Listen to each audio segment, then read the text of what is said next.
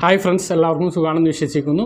നാളെ സെപ്റ്റംബർ 9-ാം തീയതിയും തുടർന്നുള്ള ദിവസങ്ങളിലും നിങ്ങൾ ശ്രദ്ധിക്കേണ്ട ചില കാര്യങ്ങളും അതോടൊപ്പം തന്നെ നാളത്തെ റേഷൻ വിതരണവുമാണ് ഈ ഒരു വീഡിയോയിൽ വ്യക്തമാക്കുന്നത്. വീഡിയോ മുഴുവനായിട്ടും കാണുക. ആദ്യമായിട്ട് കാണുന്ന സുഹൃത്തുക്കൾ ചാനൽ ഒന്ന് സബ്സ്ക്രൈബ് ചെയ്ത് ബെല്ലൈക്കൺ എനേബിൾ ചെയ്ത് വെക്കുക. കൂടുതൽ ആളുകളിലേക്ക് വീഡിയോ എത്താൻ വേണ്ടി ആദ്യം നിങ്ങളൊന്ന് ലൈക്ക് ചെയ്ത് കാണുക. അപ്പോൾ വീഡിയോയുടെ വിശദമായ വിവരങ്ങളിലേക്ക് കിടക്കാം. സംസ്ഥാനം കൂടുതൽ ഇളവുകളിലേക്ക് കടക്കുകയാണ്. ഇന്നു മുതൽ കൂടുതൽ ഇളവുകൾ പ്രാബല്യത്തിൽ വന്നു. ഇന്ന് രാത്രി കർഫ്യൂ ഇല്ല. അതുപോലെ തന്നെ ഇനി വാരാന്ത്യ ലോക്ക്ഡൗണും ഉണ്ടാവുകയില്ല. അടുത്ത മാസം 4 മുതൽ വിദ്യാഭ്യാസ സ്ഥാപനങ്ങൾ തുറക്കുന്നത് ആരംഭിക്കുകയാണ്. അപ്പോൾ കൂടുതൽ ഇളവുകളാണ് നമ്മുടെ സംസ്ഥാനത്തേക്ക് വരുന്നത്. ഇനി നിലവിൽ അവശേഷിക്കുന്ന നിയന്ത്രണങ്ങൾ എന്തെല്ലാം എന്ന് നമ്മൾ അറിയേണ്ടതുണ്ട്. ഇനി മുതൽ പോലീസ് ചെക്കിംഗ് കർശനമാക്കും. കർശനമായിട്ടുള്ള പരിശോധനയുണ്ടാകും. ഇനി ആ തരത്തിലുള്ള നിയന്ത്രണങ്ങൾ മാത്രമായിരിക്കും ഉണ്ടാകുക. അത് ഉണ്ടാകുക തന്നെ ചെയ്യും. കാരണം ഇന്നും 30,000-ന് മുകളിൽ തന്നെയാണ് രോഗികളുള്ളത്. അതുകൊണ്ട് ഇളവുകൾ പിൻവലിച്ചാലും കർശനമായിട്ടുള്ള പരിശോധനയായിരിക്കും ഇനി ഉണ്ടാകുക. അപ്പോൾ ആ കാര്യങ്ങൾ, നിലവിലുള്ള നിയന്ത്രണങ്ങളും ഇളവുകളും എന്തെല്ലാം എന്ന് നമ്മളൊന്ന് മനസ്സിലാക്കിയിരിക്കണം. എല്ലാ വ്യാപാര സ്ഥാപനങ്ങൾക്കും ഉൾപ്പെടെ എല്ലാ കടകൾക്കും തുറന്ന് പ്രവർത്തിക്കാവുന്നതാണ്. എന്നാൽ 25 സ്ക്വയർ ഫീറ്റിൽ ഒരാൾ എന്നുള്ള നിലക്ക് മാത്രമേ കടകളിലേക്കും സ്ഥാപനങ്ങളിലേക്കും ആളുകൾക്കുള്ള പ്രവേശനം ഉള്ളൂ. മാളുകളുടെ അവസ്ഥയും ഇത് തന്നെയാണ്. 100 സ്ക്വയർ ഫീറ്റുള്ള ഒരു കടയിലേക്ക് ജീവനക്കാരൻ ഉൾപ്പെടെ 4 പേർക്ക് ഒരേ സമയം പ്രവേശിക്കാം. ഹോട്ടലുകൾക്കും റെസ്റ്റോറൻറ്റുകൾക്കും ബാറുകൾക്കും നിലവിൽ പാർസൽ സൗകര്യം മാത്രമാണ് ലഭ്യമാക്കാൻ കഴിയുക. മറ്റുള്ള ഇളവുകളൊന്നും ഇതുവരെ ലഭിച്ചിട്ടില്ല. അടുത്ത അവലോകന യോഗത്തിൽ ഉണ്ടാകാൻ പോകുന്ന ഇളവിൽ അത് പ്രതീക്ഷിക്കുന്നു. തിയേറ്ററുകൾക്ക് നിലവിൽ അനുമതിയില്ല. പൊതുപരിപാടികൾക്കും അനുമതിയില്ല. ആരാധനാലയങ്ങൾക്ക് പരമാവധി 40 പേരെ മാത്രമേ ഉൾക്കൊള്ളിച്ച് പ്രാർത്ഥന നടത്താൻ പാടുള്ളൂ.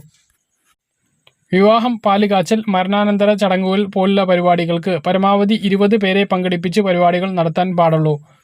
അതുപോലെ തന്നെ പുറത്തിറങ്ങുന്ന ആളുകൾ വാക്സിൻ എടുത്തിരിക്കണം. കടയിൽ ഇരിക്കുന്ന ജീവനക്കാർ 1 ഡോസ് വാക്സിനെങ്കിലും എടുത്തിരിക്കണം എന്നുള്ളതാണ്. അപ്പോൾ ഈ കാര്യങ്ങളൊന്നും പിൻവലിച്ചിട്ടില്ല. ഈ കാര്യങ്ങളെല്ലാം കൃത്യമായി മനസ്സിലാക്കണം. നമ്മുടെ സംസ്ഥാനത്ത് സ്ഥാപനങ്ങൾ തുറക്കാനുള്ള ഇളവുകൾ, അതുപോലെ ഗതാഗതം, ഈ കാര്യങ്ങൾക്കൊക്കെ ഇളവുകൾ വന്നിട്ടുള്ളൂ.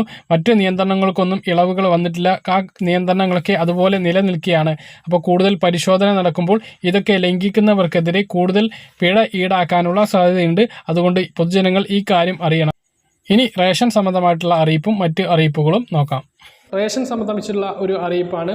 അതായത് നിങ്ങൾക്ക് ആർക്കെങ്കിലും മുൻഗണനാ കാർഡുകൾ അനർഹമായി കൈവശം വെച്ചിട്ടുള്ള ആളുകളെ അറിയാമെങ്കിൽ നിങ്ങൾക്ക് ആ ആളുകൾക്കെതിരെ പരാതിപ്പെടാവുന്നതാണ്. 24 മണിക്കൂറും പ്രവർത്തിക്കുന്ന 94 95 99 82 24 എന്ന നമ്പറിൽ വിളിച്ചും അതുപോലെ തന്നെ വാട്സപ്പ് സന്ദേശം അയച്ചും നിങ്ങൾക്ക് പരാതി അറിയിക്കാം. പരാതി നൽകുന്ന ആളെക്കുറിച്ച് യാതൊരുവിധ അറിയിപ്പുകളും നൽകേണ്ടതില്ല. പരാതിക്കും രഹസ്യ സ്വഭാവം ഉണ്ടാകും. 24 മണിക്കൂറിനുള്ളിൽ അന്വേഷിച്ച് ഉടൻ നടപടി സ്വീകരിക്കുമെന്നും തിരുവനന്തപുരം ജില്ലാ സപ്ലൈ ഓഫീസർ അറിയിച്ചിട്ടുണ്ട്.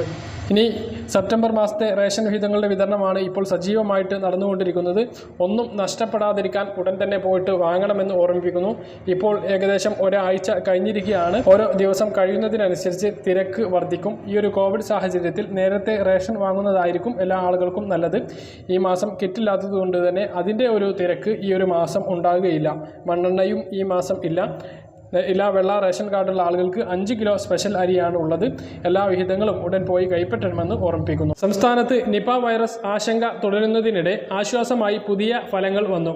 കഴിഞ്ഞ ദിവസം പരിശോധിച്ച 20 സാമ്പിളുകളും നെഗറ്റീവാണെന്ന് ആരോഗ്യമന്ത്രി വീണ ജോർജ് അറിയിച്ചു.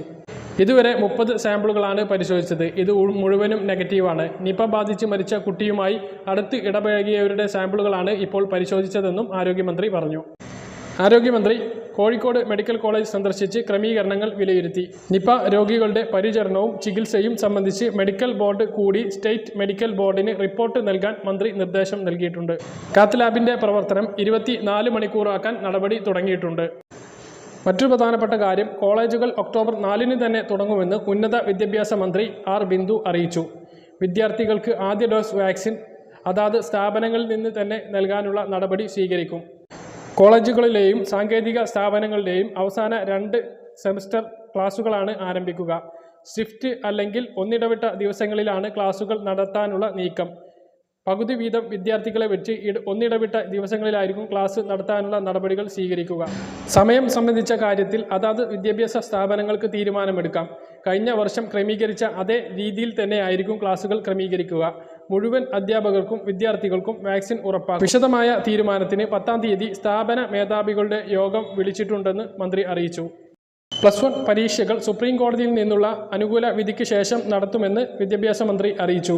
ഏത് സാഹചര്യത്തിലാണ് +1 പരീക്ഷയ്ക്ക് സ്റ്റേ ചെയ്ത് സുപ്രീം കോടതിയിൽ നിന്ന് ഉത്തരവുണ്ടായതെന്ന് അറിയില്ല.